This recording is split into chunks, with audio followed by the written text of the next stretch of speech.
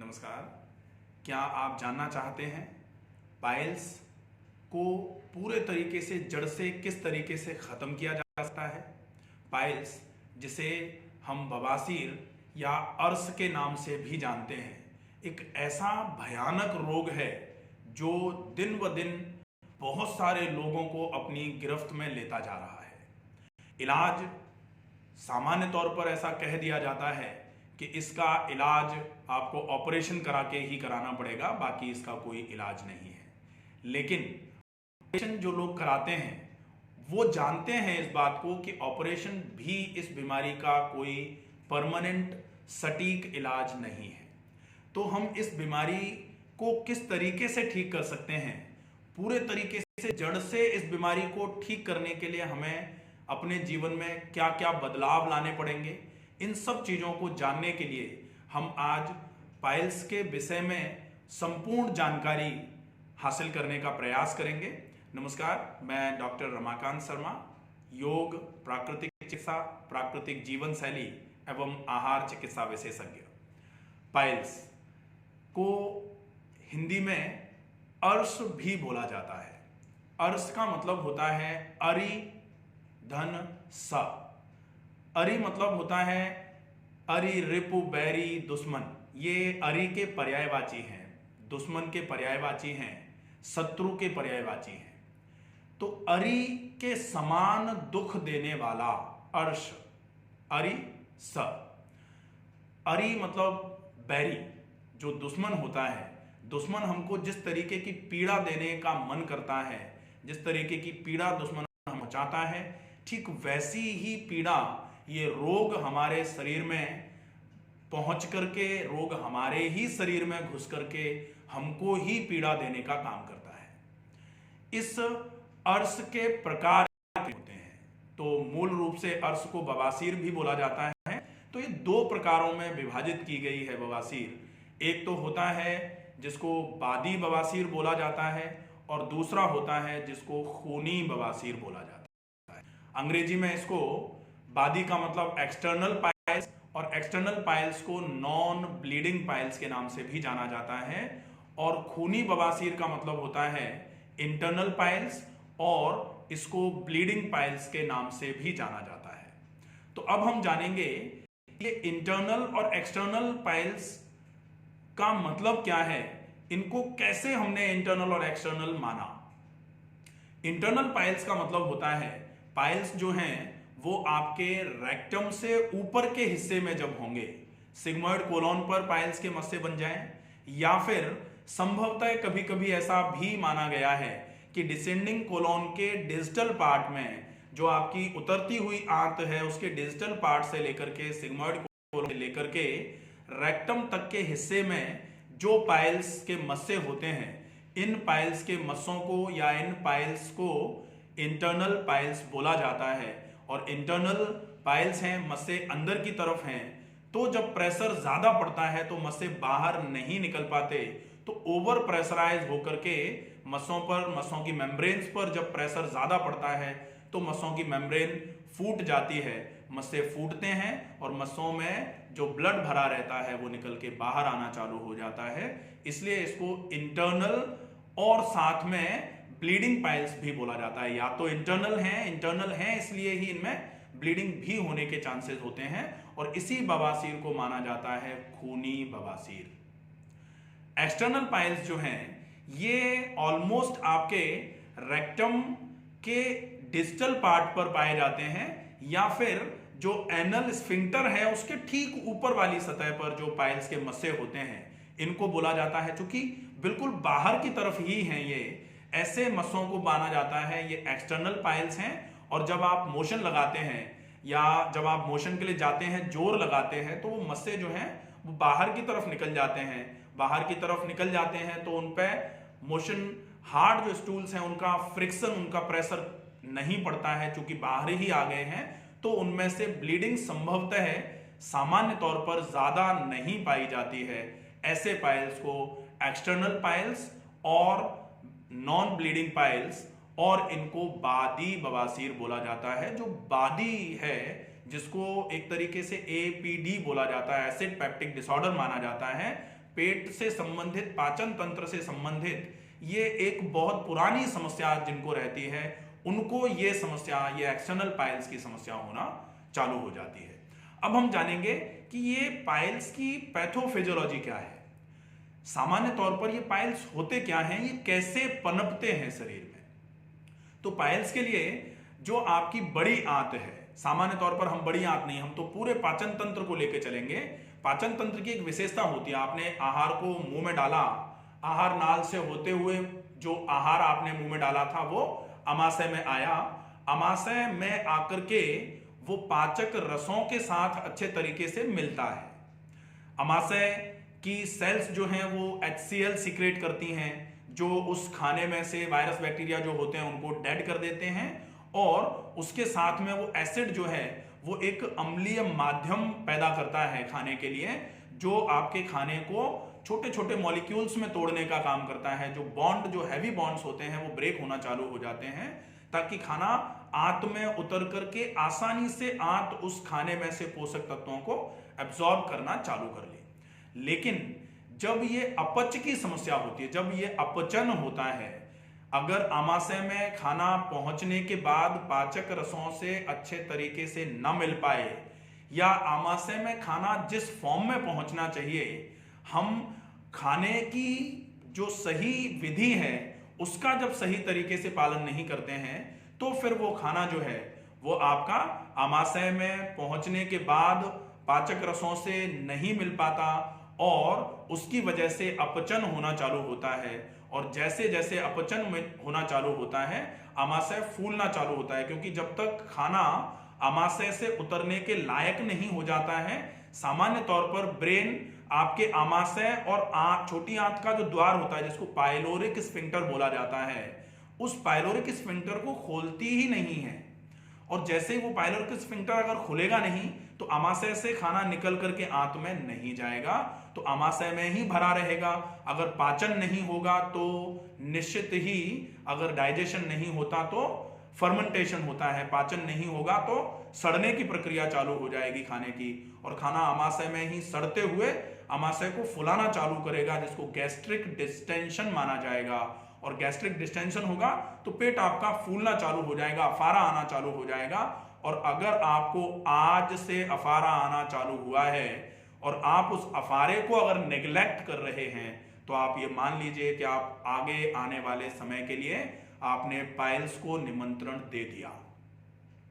जैसे ही अफारा बहुत ज्यादा होता है, फिर हमने चूरन खाया, चटनी खाई, काला नमक खा लिया, सेंधा नमक खा लिया, नींबू में मिला करके हमने सेंधा नमक ले लिया, हल्दी, हींग, अजवाइन ले ली, इससे खाना जो है वो आमाशय को धीरे से छोड़ करके नीचे की तरफ उतरना चालू होगा। हम क्या करते हैं, ये कब करते हैं, जब खाना खराब हो जाता है, जब पचना छोड़ करके खाना सड़ना चालू होता है, तब हम ये प्रक्रिया करते हैं, ताकि वो खाना जो है आमाशय को छोड़ करके ऊपर की तरफ न जाते हुए आंत में घुसना चालू हो जाए, गैस्ट्रिक एम्पटिंग चालू हो जाए। आंत में खाना जैसे जैसे पहुंचता है, अब आंत में पहुंचा खाना, लेकिन आंत के लायक नहीं था, क्योंकि खराब हो गया था। खराब हुआ खाना आंतें उसको एब्जॉर्ब करने की बजाय कोशिश करती हैं धीरे धीरे करके नीचे की तरफ उतारा जाए, और आंतों में उस खराब खाने की वजह से इरिटेशन आना चालू हो जाता है। और यही इरिटेशन IBS या IBD का रोग पैदा कराता है। अगर आपको ऐसा महीने में 2-3-4 बार भी हो रहा है, तो आप ये मान लीजिए कि आपने पाचन तंत्र से एक और संबंधित समस्या, जिसको IBS बोला जाता है, आपने उसको भी उसके नाम से कार्ड लिख करके न्योता दे दिया कि अब कभी भी आप हमारे यहां आ सकते हैं। और जैसे ही वो अपचन वाला खाना आंत पे उतर करके बिना एब्जॉर्ब हुए नीचे की तरफ किसी भी फोर्स के चक्कर में चलता है, तो फिर वो धीरे धीरे करके या तो इरिटेट होकर के बाहर निकलना चालू हो जाएगा। अगर इरिटेट होकर के बाहर निकलेगा तो आंतें फैलेंगी, क्योंकि वो खाना आंतों के लायक नहीं था, आंतों में गैस बनना चालू हो जाएगी, आंतों में गैस भरना चालू हो जाएगी, तो इंटेस्टिनल डिस्टेंशन आना चालू होगा। यहां मल आपका सूखा नहीं है। सामान्य तौर पर लोगों को यह लगता है कि मल अगर बहुत हार्ड पत्थर की तरह होकर के रगड़ते हुए नीचे की तरफ उतरता है, उसकी वजह से पाइल्स होते हैं। निश्चित ही वो एक बहुत बड़ा कारण माना जाता था कि मल अगर बहुत पत्थर की तरह हार्ड होकर के नीचे की तरफ रगड़ते हुए निकलेगा तो आप देखें कि ये जैसे ये कपड़ा है, इस कपड़े पर यहां से ये कपड़ा बिल्कुल सीधा है, लेकिन यहां से जोर लगा के अगर इस तरीके से आप ले जा रहे हो तो ये देखें आप कपड़ा सलवट आ रही है कपड़े में, और सलवट आते आते यहां ये जो इकट्ठा हो गया कपड़ा इतना सारा, ये जो इतना इकट्ठा हुआ, ऐसे ही आपकी खून की नली मल के रगड़ने की वजह से, मल जब आंतों पर रगड़ते हुए नीचे की तरफ उतरता है तो ये खून की नली इस तरीके से टेलीस्कोपिंग मूवमेंट पर जाती है, और खून की नली में भरा हुआ खून जो है आप देख सकते हैं, जब आप इंजेक्शन लगाने के लिए वेन को ढूंढते हैं तो वेन को किस तरीके से ढूंढा जा रहा है, आप ऐसे करके यहां से ऐसे प्रेशर लगाते हो, अब देखिए वेन उभर करके बाहर आ गई। तो ये जो वेन उभर करके इस तरीके से बाहर आ रही है, ऐसे ही आपकी आंतों में जो वेन्स होती हैं ये उभर करके रगड़ने की वजह से, जो मल रगड़ते हुए नीचे की तरफ उतर रहा है, उस मल की रगड़न की वजह से नीचे की तरफ टेलीस्कोपिंग होता है आपकी वेन का, और उस टेलीस्कोपिंग वेन में ब्लड जो है वो भरना चालू होता है, और खून का भराव उस वेन में जब ज्यादा भर जाता है तो वही वेन कहीं से कमजोर होकर के, उसकी वेन की मांसपेशियों की दीवार कमजोर होती है और वहां से वेन फूल करके बाहर निकल जाती है, जिसको पाइल्स का मस्सा बोलना चालू कर दिया जाता है। अगर ये रगड़ते हुए हार्ड मल की वजह से हो रहा था तो हार्ड मल जो सॉलिडिफिकेशन ऑफ स्टूल की वजह से ऐसा होगा। और दूसरे नंबर पर ऐसा होगा जब आपको बादी हो रही होगी, आपको अपच के साथ में एसिडिटी हो रही होगी, पेट में गर्मी भी हो रही है और साथ में अपच भी हो रही है, तो एसिड पेप्टिक डिसऑर्डर जब होगा तब भी आपका मल तो आपका बिल्कुल खिचड़ी की तरह जाएगा, एनस पे आपके बर्निंग सेंसेशन कराते हुए खिचड़ी की तरह अगर मल निकल रहा है तो वो भी आपको पाइल्स कराने के लिए आगे चल के रेस्पॉन्सिबल होगा। और ऐसी वाली पाइल्स आपको तुरंत नहीं होंगी, ये पाइल्स आपका टाइम टेकिंग पैथोजेनेसिस होती है ये, लेकिन ये मान लीजिए कि आपको अगर आज अपच और एसिडिटी है, आप उसको बैलेंस नहीं करना चाह रहे हैं अगर, तो आपने यहां फिर से बादी बवासीर को निमंत्रण दे दिया। ठीक है, तो ये होता है पाइल्स की पैथोफिजियोलॉजी। अब हम जानते हैं पाइल्स के कारण क्या होते हैं। तो मूल रूप से पाइल्स के कारणों में सबसे बड़ा कारण होता है डिहाइड्रेशन। अगर आपके शरीर में पानी की कमी है तो आपको आज नहीं तो कल मल के सूखने की बीमारी लगना चालू होगी, क्योंकि मल में पानी तभी तो पानी छोड़ेगा ब्रेन जब शरीर में पर्याप्त मात्रा में होगा। अगर शरीर में पानी की कमियां आना चालू होती हैं तो शरीर पानी को ऐसे रोकना चालू कर देता है, जैसे घर में जब पैसे की थोड़ी कमी आना चालू होती है तो सामान्य तौर पर जो फिजूल के खर्चे थे, मोबाइल का रिचार्ज कराना है या फिर कहीं घूमने जाना है या फिर कोई वैसे काम है जिसको रोका जा सकता है, उसमें से पैसे को बचाना चालू कर दिया जाता है। तो ठीक ऐसे ही शरीर में जब पानी की अति की कमी आना चालू होती है तो शरीर एक तो पसीना कम निकालना चालू करता है, एक यूरिन कम आना चालू हो जाती है, और दूसरा पानी मल में से भी ज्यादा से ज्यादा मात्रा में आंतें खींचना चालू कर देती हैं, जिसकी वजह से मल धीरे धीरे करके सॉलिड होना चालू होता है, मल सूख करके बंधना चालू हो जाता है। और सूखा बंधा हुआ बिल्कुल टाइट मल गांठ के रूप में रगड़ते हुए जब आप जोर लगाते हुए मोशन को पास करने का प्रयास करते हैं तो वो आपके पाइल्स का एक बहुत बड़ा कारण होता है। दूसरा जो पाइल्स का कारण है वो है आपके शरीर में खुज्जा युक्त भोजन की कमी। खुज्जा युक्त भोजन का मतलब है कि जैसे जैसे आपके खाने में फाइबर्स नहीं पहुंचेंगे, फाइबर जो हैं वो आपकी आंतों में चिपकी हुई पड़ी हुई गंदगी को छुटा करके बाहर ले जाने का काम करते हैं। अगर खुज्जा नहीं होगा तो आंतों में गंदगी धीरे धीरे करके चिपकना चालू हो जाएगी और आंतों पे चिपकी हुई गंदगी धीरे धीरे करके सड़ना चालू होगी और वो आपको अजीर्ण की समस्या करवाएगी और उस अजीर्ण की समस्या के चक्कर में पाचन तंत्र संबंधी रोग होंगे और उन पाचन तंत्र संबंधी रोगों में आपकी आंतों की चाल जो है वो चाल धीरे धीरे करके रुकना चालू हो जाएगी, कम होना चालू हो जाएगी, जिसको इंटेस्टिनल एकाइनेटिक मूवमेंट्स बोला जाएगा या इंटेस्टिनल एटोनिसिटी बोला जाएगा या फिर पेरिस्टाल्टिस मूवमेंट्स जो है, पेरिस्टाल्सिस जो होती है, इन मूवमेंट्स में कमी आना बोला जाएगा। और पेरिस्टाल्सिस जैसे जैसे कम होना चालू होती है, आपकी आंतों में शिथिलता आना चालू हो जाती है। और जैसे ही आंतों में शिथिलता आती है, आप ये मान लीजिए आपको कब्ज होना चालू हो गई। और कब्ज कहा जाता है सब रोगों की जननी है। पाइल्स के लिए तो मूल रूप से कब्ज ही एक बहुत बड़ा कारण मानी जाती है। अब हम देखते हैं कि इसके अलावा व्यायाम की कमी अगर आप में है, व्यायाम नहीं कर रहे हैं अगर आप, तो भी पाइल्स होने के लिए व्यायाम की कमी भी एक बहुत महत्वपूर्ण भूमिका निभाती है। क्योंकि व्यायाम जब आप कम करेंगे तो आंतों की चाल धीरे धीरे करके कमजोर पड़ जाएगी, पेरिस्टाल्सिस जो है वो आपकी कमजोर पड़ जाएगी, आंतें धीरे धीरे करके शिथिल होना चालू हो जाएंगी, आंतों के मल को बाहर फेंकने की क्षमता कमजोर पड़ जाएगी, मल आंतों में पड़ा पड़ा खराब होना चालू हो जाएगा। और वो फिर आंतों को फुला करके या मल को पानी की कमी के चक्कर में सुखा करके जब बाहर निकालेंगे तो फिर वो मल आंतों पर सूखा हुआ मल रगड़ते हुए आएगा, तो भी पाइल्स का मसला बनेगा। और आंतें एकदम से फैली हुई रहेंगी, फूली हुई रहेंगी। फुलावट की वजह से जब आंतों पे जो खून की नलियां हैं उन पे प्रेशर नीचे की तरफ चलेगा तो भी पाइल्स का मसला बनेगा। ठीक है, ये हो जाएंगे मूलभूत कारण। कब्ज, अपचन, साथ में व्यायाम की कमी, खाने में खुज्जा युक्त भोजन की कमी, शरीर में पानी की अति की कमी अगर है तो निश्चित ही ये आपके लिए पाइल्स होने का बहुत बड़ा कारण माना जाएगा। अब हम जानते हैं पाइल्स के लक्षण क्या होते हैं। तो पाइल्स के लक्षण जो हैं, ये चूंकि पाइल्स को अर्श, पहले ही मैंने बताया अर्श के नाम से भी जाना जाता है।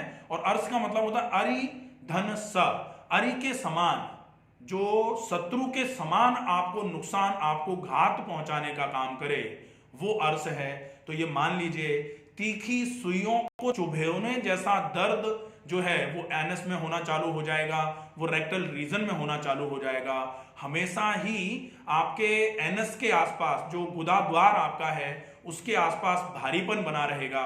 ऐसा बना रहेगा जैसे मोशन जाने का आपका मन है, लेकिन आप अगर मोशन जाएंगे तो जाने के लिए आपको दर्द होगा, मोशन नहीं आएगा। बहुत सारे लोग तो मोशन जाने से डरते हैं, जिनको पाइल्स की समस्या, जिनको जो एक्सटर्नल पाइल्स के जैसा ही पाइल्स, लेकिन वो अगर रेक्टल एरिया के आसपास पाया जा रहा है, ऐसे लोग तो मोशन जाने से डरते हैं। एक टाइप का फोबिया हो जाता है। सवेरा होता है तो उनको चक्कर आना चालू हो जाते हैं कि सवेरा हुआ है, अब मोशन जाना पड़ेगा और अब पता नहीं क्या होगा। तो मोशन जाने में इतनी पीड़ा अगर है तो निश्चित ही आप किस तरीके से इसको ठीक करने का प्लान कर रहे हैं वो आपको डिसाइड करना पड़ेगा। और जो आपका एनस है, एनस इस तरीके से बहुत सारे फोल्ड्स होते हैं एनस में। जैसे गाय भैंस जब मोशन जा रही होती है, अगर आपने कभी प्रॉपरली उसको विजुलाइज किया है, देखा है, तो आप देखते हो जब गाय या भैंस गोबर कर रही होती है तो उसका एनस जो है निकल के बाहर की तरफ आता है, फोल्ड्स खुलते हुए चले जाते हैं। गोबर करने के बाद वो जो एनस है उसका इस तरीके से ऐसे करके आते हुए पहले ऐसे होगा और ऐसे के बाद फिर ऐसे होते हुए धीरे से ऐसे बंद होता है।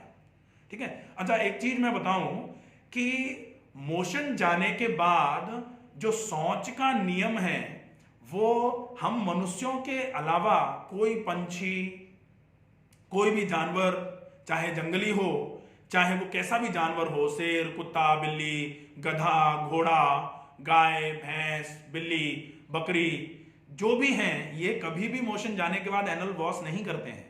हम मनुष्य ही केवल मोशन जाने के बाद एनल वॉश का हमने नियम बनाया। बाकी उनमें जो प्रोसेस होता है ये एक तरीके से प्रॉपर, अगर गाय भैंस का पेट बिल्कुल खराब नहीं है, गाय भैंस का पेट बिल्कुल ठीक है, तो आप देखेंगे मोशन जाने के बाद उनके एनस पर किसी भी प्रकार की कोई गंदगी नहीं रहती है।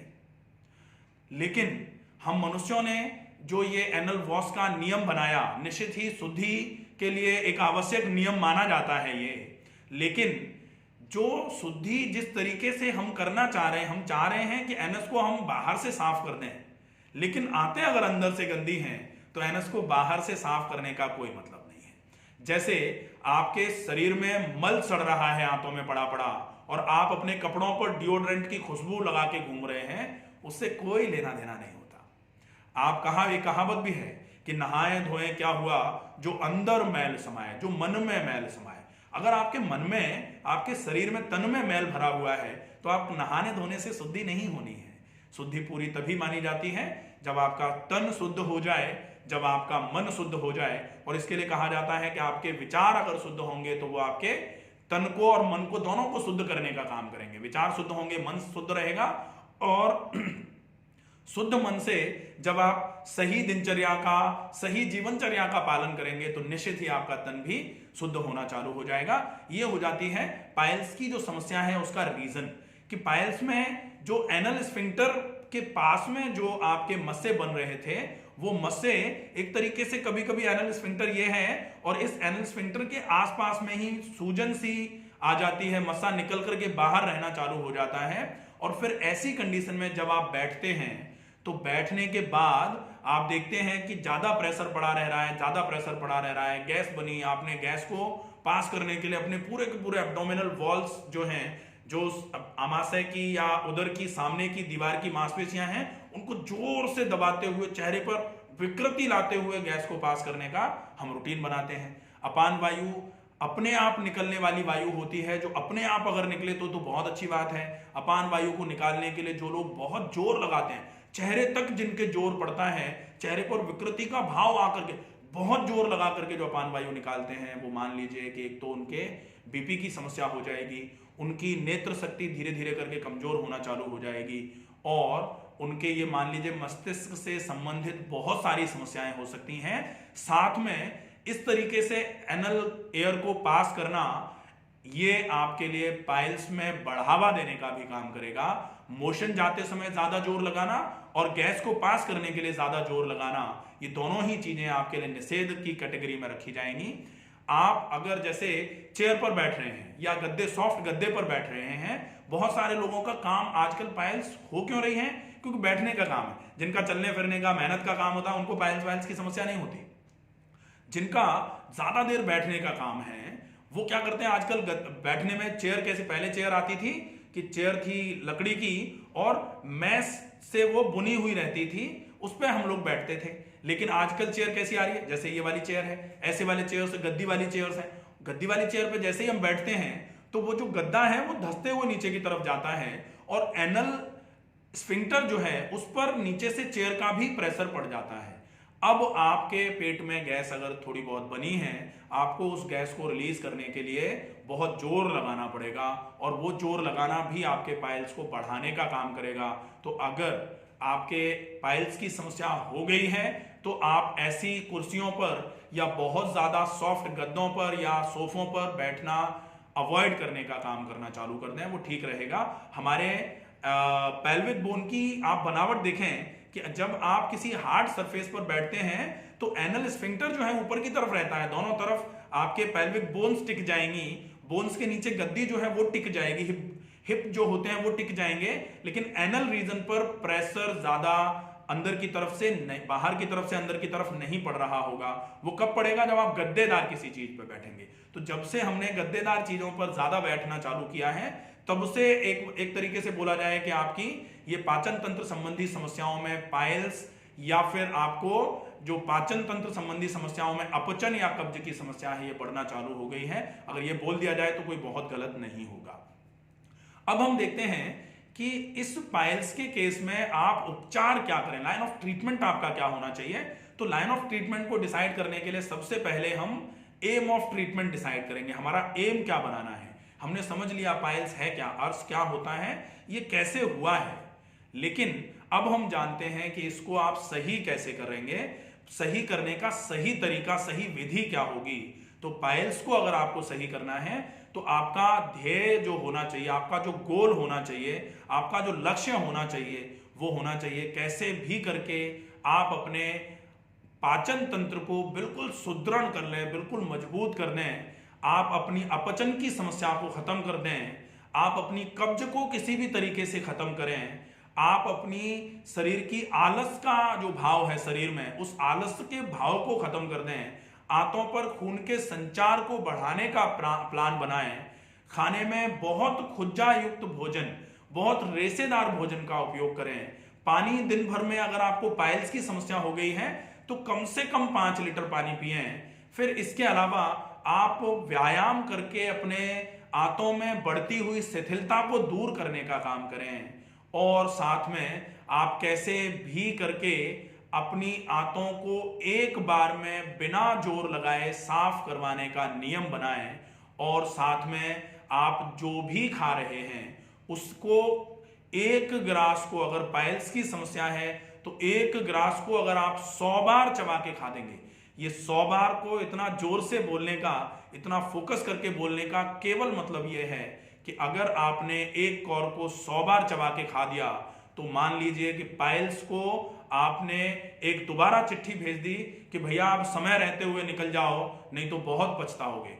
तो ये वाला जो स्टेटमेंट है कि अब समय रहते हुए निकल जाओ, अभी तक हम रोगों को निमंत्रण दे रहे थे, लेकिन एक ऐसा काम जिससे हम रोगों को अब हम धमकी दे रहे हैं कि भाई अब समय रहते निकल जाओ, नहीं तो बहुत पछताना पड़ेगा।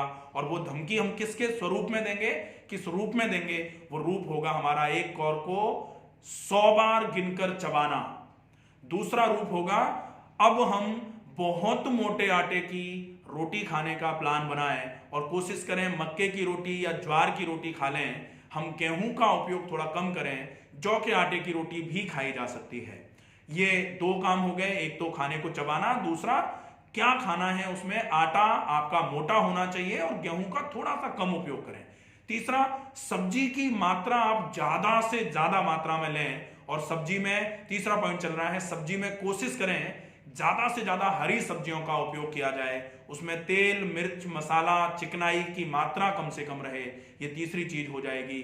चौथी हो जाएगी आपका पानी जो है, दिन भर में आपको कम से कम 5 लीटर पानी पीना चालू कर देना है, और उसके बाद आप दिन भर में कैसे भी करके 1 घंटे का व्यायाम का नियम बनाएं। और उस व्यायाम में बहुत अच्छा तरीका रहेगा, आप अगर चलने में असक्षम हैं, आपका वजन बहुत ज्यादा है या घुटनों में दर्द है, तो आप एक राजा रानी आसन होता है जिसको मरकटासन के नाम से भी जाना जाता है, मेरे चैनल पर राजा रानी आसन के नाम से आपको वो वीडियो मिल जाएगा। आप उस आसन को देखें और उस आसन को 20 मिनट अभ्यास में रखें।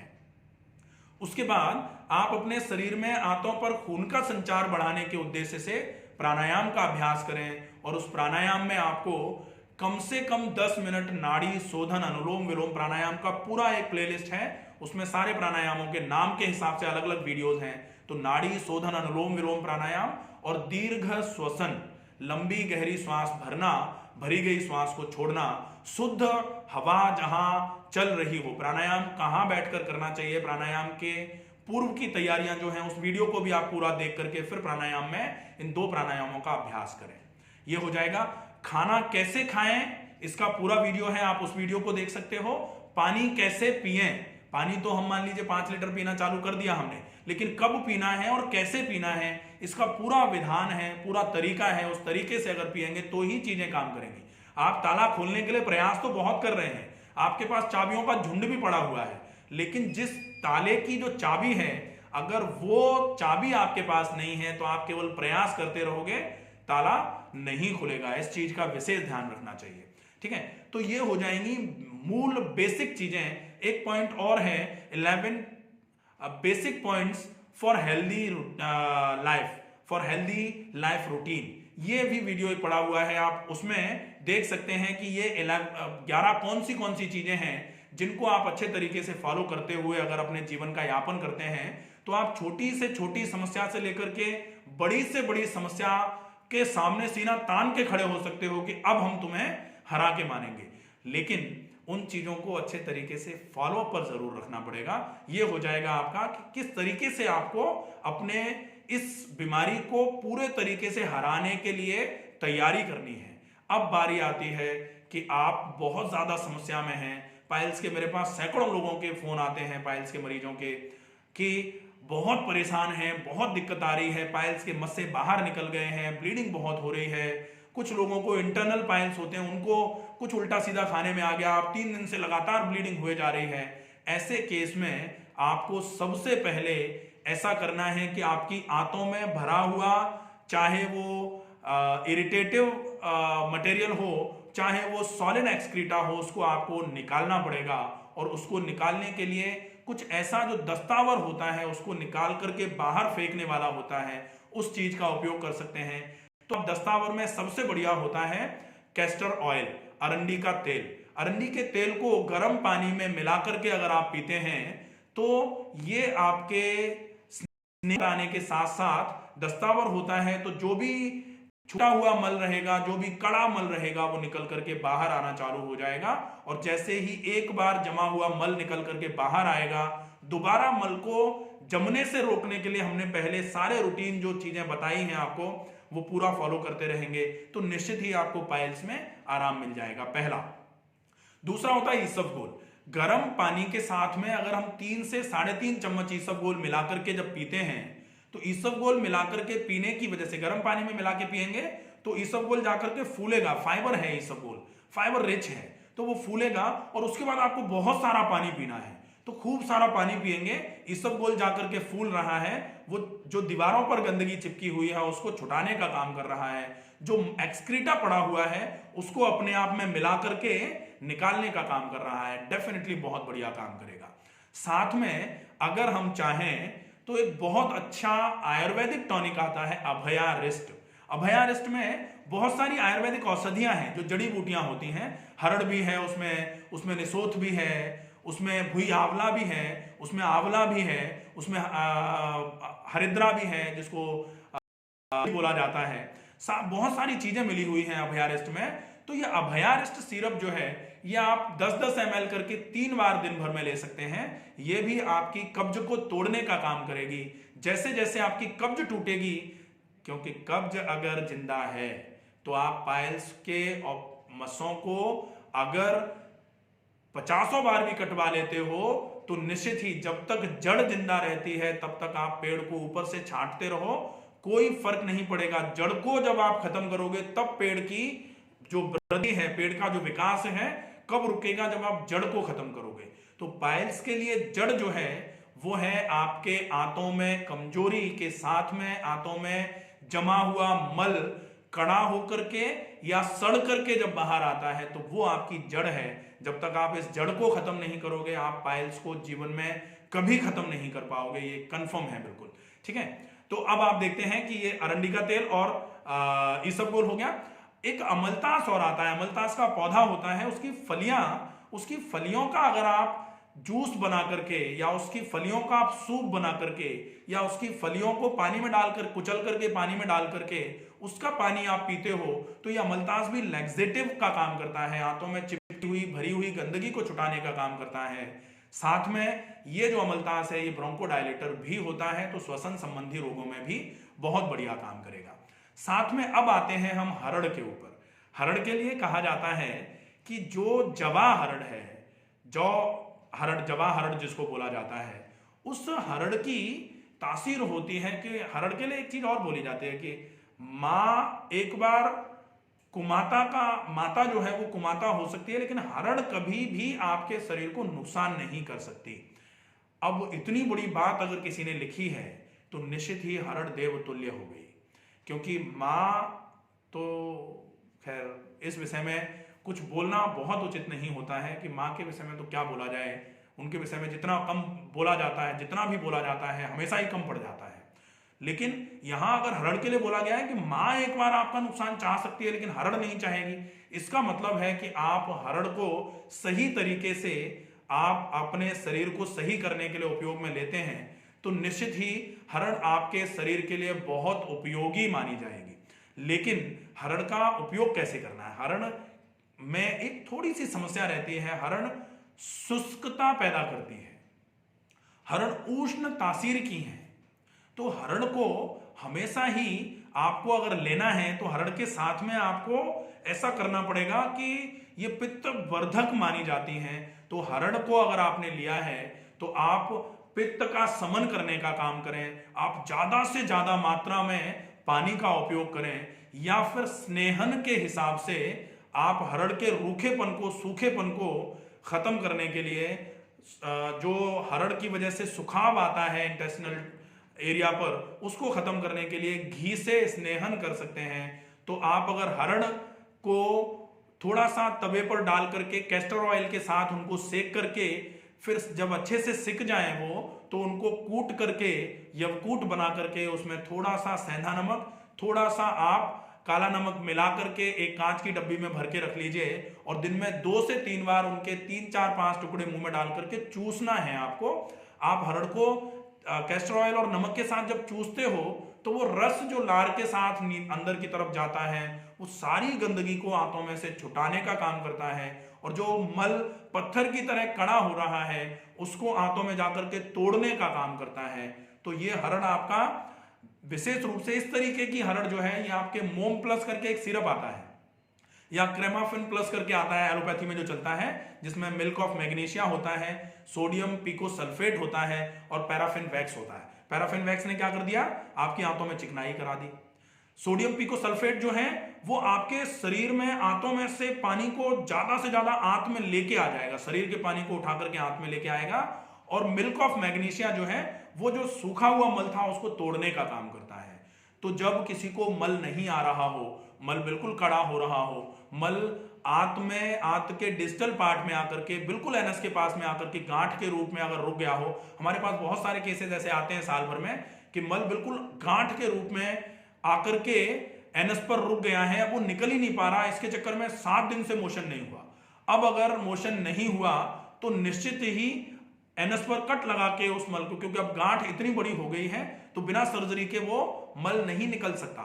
लेकिन हम उस मल को एक मिल्क ऑफ मैग्नीशिया जो होता है उसके माध्यम से हम प्रयास जरूर कर सकते हैं तोड़ने का। तो बिल्कुल वैसा ही काम आपकी ये हरड़, जब आप कैस्टर ऑयल में सेक लेते हैं, सेंधा नमक और काले नमक के साथ मिला करके जब उसको चूस करके खाते हैं और उसके बाद फिर जब आप धीरे धीरे धीरे धीरे करके उसको चूसने के बाद चबा के खा लिया था, उसके बाद ज्यादा मात्रा में पानी पीते हैं, तो फिर वो मल को तोड़ने का भी काम करता है। और साथ में हम चूंकि प्राकृतिक चिकित्सा, योग चिकित्सा, आहार चिकित्सा, जीवन शैली में परिवर्तन, बहुत सारे नियम होते हैं हमारे, हम सारी चीजों को लेकर के एक साथ चलते हैं। तो एक गणेश क्रिया होती है जिसमें कैस्टर ऑयल को ही आप अपनी उंगली के माध्यम से एनस के धीरे धीरे करके एनस के चारों तरफ उसको लगा देते हो। एनस को हल्का सा डायलेट करके, खोल करके आप एनस के चारों तरफ कैस्टर ऑयल को अप्लाई कर सकते हो। तो सूखा हुआ मल जो है उसको थोड़ी चिकनाई मिल जाती है। और गणेश क्रिया में क्या करते हो, आप मल को उंगली के माध्यम से मल की गांठ को तोड़ करके थोड़ा बहुत करके निकालते हो, और उसके माध्यम से थोड़ा बहुत भी मल की गांठ टूटती है तो फिर बाकी का मल पूरा निकलना चालू हो जाता है। तो ये जो अवस्था है, ये अवस्था कभी कभी क्या होता है कि एनिमा का कैथेटर इंसर्ट ही नहीं हो पा रहा। अब एनिमा का कैथेटर अगर इंसर्ट नहीं हो पा रहा है, अगर मान लीजिए थोड़ा बहुत प्रॉपर तरीके से एनिमा के कैथेटर पर बहुत प्रॉपर तरीके से ऑयलिंग करके फिर आप अगर इंसर्ट करने की कोशिश कर रहे हो, मल की गांठ इतनी सूख गई है कि रबर का कैथेटर उस मल की गांठ को फोड़ ही नहीं पा रहा है, तो एनिमा कभी कभी बेअसर कारक हो जाता है, बेअसर हो जाता है, कोई मतलब नहीं निकलता। ऐसे केस में ये चीजें आपके काम में आ सकती हैं। और अब बारी आती है हरड़ जब आपने ले ली, आपके अगर बादी बवासीर थी, इंटरनल पाइल्स की प्रॉब्लम आपको थी, इंटरनल पाइल्स के केस में मल जरूरी नहीं है कि बहुत गांठों के रूप में रुका हुआ हो, लेकिन आपके शरीर में बढ़ती हुई गर्मी, बढ़ती हुई बादी की वजह से आपको ये इंटरनल पाइल्स की वजह से ब्लीडिंग की समस्या हो रही थी, तो ऐसे केस में आप अगर आंवला और मिश्री लेते हैं, अगर आप नॉन डायबिटिक हैं तो मिश्री ले सकते हैं, अगर डायबिटिक हैं तो आप आंवले के जूस को सादे पानी के साथ मिला करके या आंवले के जूस को एलोवेरा, घृत कुमारी के साथ मिला करके अगर आप लेते हैं तो ये आपके इंटरनल पाइल्स और ब्लीडिंग पाइल्स में बहुत अच्छा आराम करना चालू करेगा, बहुत बढ़िया फायदा होना चालू हो जाएगा। तो ये हो जाएगा आपका, अगर आपको बादी बवासीर हो रही है तो इसके साथ में बादी बवासीर के लिए आप एक चीज का और उपयोग कर सकते हैं, वो है निसोथ। निसोथ जो है ये आपके अंदर जो ब्लीडिंग की वजह से मस्से फूटे और फूटने की वजह से कहीं उन पर इंफेक्शन ना हो जाए, कहीं इन्फ्लेमेशन बढ़ करके एंटेराइटिस ना हो जाए, उसके लिए निसोथ जो है ये बहुत ही अच्छे तरीके से एंटीबायोटिक, एंटी इन्फ्लेमेटरी का काम करती है। इस निसोथ को अगर आप हरड़ के साथ मिला करके दे देते हैं तो निश्चित ही बहुत बढ़िया रहेगा। तो हरड़ आपने ली, जैसे अगर हरड़ लिए है आपने 25 ग्राम, तो 75 ग्राम निसोथ मिला करके आप उसका पाउडर बना दीजिए, और उस पाउडर को आप आधा चम्मच दिन में आधा चम्मच करके 2 बार गुनगुने पानी से, 1-1 कप गुनगुने पानी से ले सकते हैं। ये आपकी बादी को भी खत्म करेगी, लेकिन आप हरड़ ले रहे हैं, इसलिए आपको ये जरूर ध्यान रखना पड़ेगा कि आपको ज्यादा मात्रा में पानी पीने की आवश्यकता लगेगी। आप जितना मात्रा में पानी पिएंगे शुष्कता आना चालू हो जाएगी, शरीर में गर्मी संताप आना चालू हो जाएगा। तो उस संताप को आपको बैलेंस कर लेना है। आपको हरड़ से अगर बहुत फायदा हो रहा है और हरड़ की वजह से थोड़ा नुकसान हो रहा है, तो आप उस नुकसान को कहीं दूसरी तरीके से पूरा कर सकते हो। तो आप ज्यादा पानी पी करके, ज्यादा मात्रा में सलाद खा करके, ज्यादा मात्रा में उबली हुई सब्जी खा करके उस बढ़ती हुई गर्मी को कम कर सकते हो। और साथ में स्नेहन के लिए गाय का एक एक चम्मच घी, या तो आप खाली पेट बिल्कुल सवेरे एक चम्मच अगर एक बार में लेना चाह रहे हैं, या फिर आधा आधा चम्मच आप खाने के आधे आधे घंटे पहले, दोनों बार, लंच के पहले भी, डिनर के पहले भी, आपने आधे घंटे पहले आधा चम्मच गाय का घी ले लिया और उसके आधे घंटे के बाद आप भोजन कर लीजिए। तो ये स्नेहन कराने का काम करेंगे, आंतों में रूखापन जो था उसको सही करने का काम करेगा। ये आपके लिए बहुत विशेष रहेगा। आहार चिकित्सा हो गई आपका, ये आपके नुस्खे हो गए जो आप उपयोग में ले सकते हैं। अब आपके व्यायाम की जो बारी थी उसमें आपको राजा रानी आसन या मरकटासन जिसको बोला जाता है वो करना है। और प्राणायाम में आपको अनुलोम विलोम प्राणायाम और दीर्घ श्वसन का अभ्यास करके इस बढ़ती हुई समस्या को जड़ से खत्म कर लेना है। पूरे तरीके से जड़ से खत्म हो सकती है। और अर्श जो है, एक बार अंत में मैं फिर से बोलूंगा कि रिपु के समान, जो दुश्मन के समान आपसे बदला लेने की चाह से आपको पीड़ा दे, उसको खत्म करना बहुत आवश्यक हो जाता है। क्योंकि ये जो समस्या है ये बहुत ज्यादा पीड़ादायक होती है। इस समस्या को सही करने के लिए आप अगर चाहें कि हमको अभी हो रही है, अभी कुछ ऐसा कर दो कि खत्म हो जाए, तो फिर वो आप मस्से को एक बार कटवा के बाहर निकलवा सकते हो। लेकिन एक बार मस्से को कटवाने के बाद अगर आपने बाहर निकाल दिया है और प्रोसेस आपका वही चले जा रहा है, फिर मल सूखेगा, फिर आंत पर रगड़ते हुए नीचे उतरेगा, दोबारा आपकी खून की नली में से दूसरी जगह से मस्सा बन जाएगा। तो जब तक आप बनने की प्रोसेस को खत्म नहीं करोगे, तब तक आप होने को नहीं रोक सकते हो। आप कितनी बार भी झाड़ू लगाओ, अगर गंदगी फैलाने वाला नहीं मानेगा तो आपको झाड़ू लगाते ही रहनी पड़ेगी।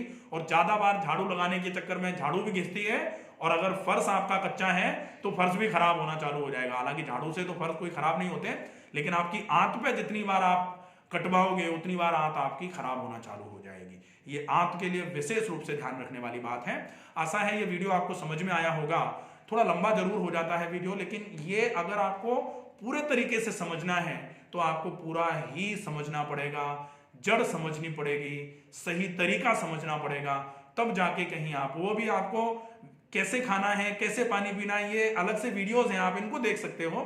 नहीं तो ये जो एक एक टॉपिक जो है ये बीमारियां हैं, ये मजाक नहीं होता है। आप अगर चाहें कि पॉइंट टू पॉइंट आपको बता दिया जाए और आप कर लोगे, इतने समझदार अभी अपन भी नहीं है कि एक बार पॉइंट टू पॉइंट सुनने के बाद अपन फॉलो कर लेते तो फिर बात ही खत्म हो जाती, फिर तो कोई दिक्कत ही नहीं आती। लेकिन हम समझें पहले कि रोग का कारण क्या है, उसके बाद हम जब रोग को सही करने का प्रयास करेंगे तो निश्चित ही रोग पूरे तरीके से सही हो जाएगा। आशा है वीडियो पसंद आएगा। अगर आपको वीडियो में बताए गए कंटेंट बहुत अच्छे लगे तो आप इस वीडियो को ज्यादा से ज्यादा लोगों तक पहुंचाएं, क्योंकि ये समस्या किसी को हो चुकी है, किसी को होने वाली है, तो किसी को आगे चल के होगी। क्योंकि जिस रास्ते पर आप चल रहे हैं, जिस रास्ते पर हम चल रहे हैं, उस रास्ते पे ये समस्या तो कहीं ना कहीं मिलनी ही है। तो या तो हम अपने रास्ते को अच्छा कर लें और या फिर इस समस्या को पूरे तरीके से हटाने के लिए रास्ता बदल लें। तो इसके लिए आप ज्यादा से ज्यादा मात्रा में लोगों तक इस वीडियो को पहुंचाने का प्रयास करेंगे तो निश्चित ही लोगों की बहुत मदद होगी इससे। अगर फिर भी कोई चीज बचती है, कोई चीज समझ में नहीं आई है, तो आप कमेंट बॉक्स में लिख करके अपने प्रश्न को पूछ सकते हैं। आपके प्रश्न का समाधान किया जाएगा। स्वस्थ रहिए, सुरक्षित रहिए, अपना ध्यान रखिए, अपनों का ख्याल रखिए। धन्यवाद।